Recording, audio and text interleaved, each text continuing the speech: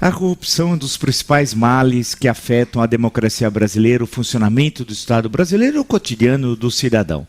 Se a corrupção fosse um negócio simplesmente entre corruptor e corrupto, já seria trágico, mas poderia ser resolvido de forma relativamente simples. Não, a corrupção é muito mais ampla.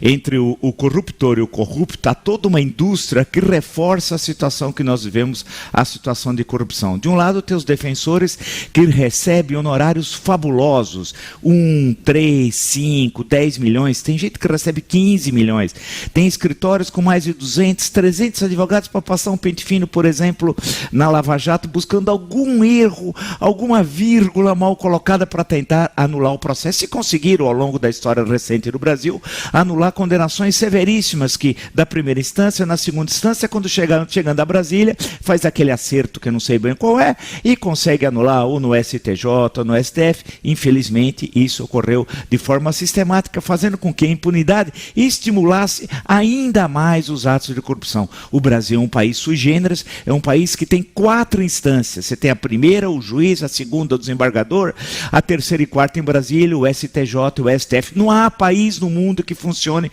a justiça dessa forma. E, por sua vez, você garante a impunidade, estimula a corrupção e a tragédia que nós vivemos hoje é produto dessa ampla indústria, que do lado tem o corruptor e o corrupto, mas que tem a estrutura dos defensores, sob o argumento falacioso de defesa dos direitos, significa que eles estão destruindo os direitos do cidadão com a corrupção.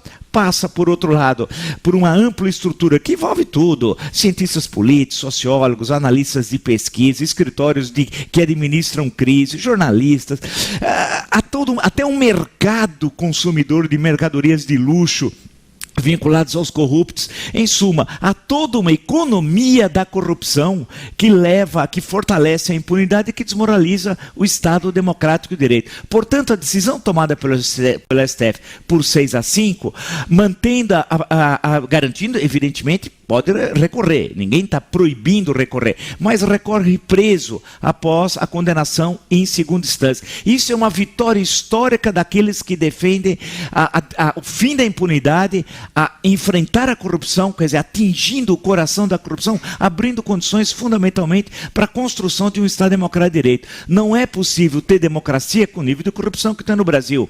Portanto, insisto na questão: o que aconteceu nessa semana em relação à decisão do STF, que é o assunto fundamental da semana, mais importante da semana, é essencial. De um lado, para a continuidade da Operação Lava Jato. Muitos seriam libertados caso o Supremo tivesse um entendimento diverso do que teve.